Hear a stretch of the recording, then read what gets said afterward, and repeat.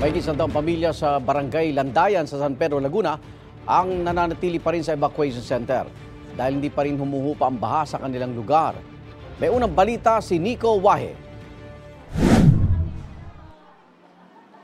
Ilang araw ng maaraw matapos humagupit ang Bagyong Christine at Bagyong Leon, pero baha pa rin sa ilang bahagi ng Laguna, lalo sa mga lugar na malapit sa Laguna de Bay. Dito sa Barangay Landayan sa San Pedro, 2 linggo na ang baha.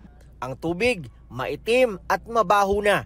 Nakahalo na rin kasi riyan ang mga basura at sari-saring dumi. Ang bahay nga ni Luz, may tulay na sa loob para lang hindi maghapong nakababad sa baha ang kanyang pamilya.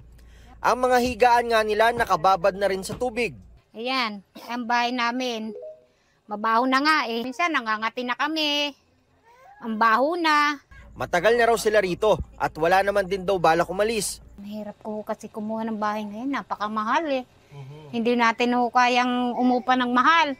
Kasi isang planchadora lang naman ho ako. Sa bahaging ito ng Barangay Landayan ay gumagamit na nitong balsang ito.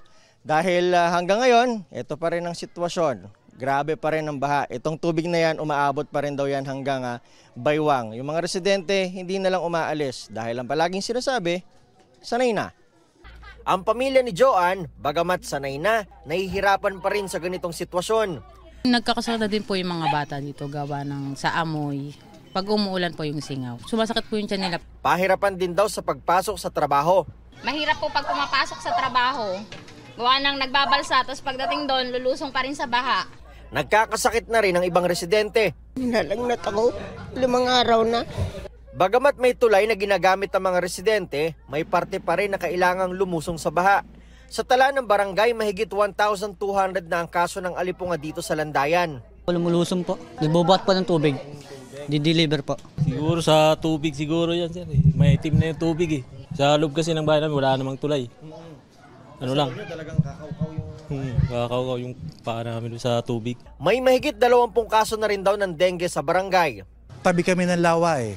Kaya hanggang ngayon meron pa kaming tubig na naranasan sa aming mga kabahayan sa tabing lawa. Ano ba nangyayari daw? Ano kasi eh, mababa itong lugar namin eh. Kaya tumitigil ang tubig. Abutin ng December ang tubig sa amin. Ayon sa San Pedro LGU, masyado nang silted ang Laguna Lake dahilan para hindi na ito makatanggap pa ng tubig.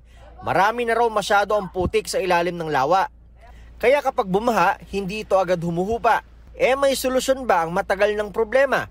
Yung mga waterways natin, syempre continuous yung ating mga declogging, yung desilting, pati yung paglalagay natin ng mga slow protection and retaining walls, flood control projects para yung tubig na inuulan sa atin at nanggagaling sa upper areas, diretso ng Laguna de Bay.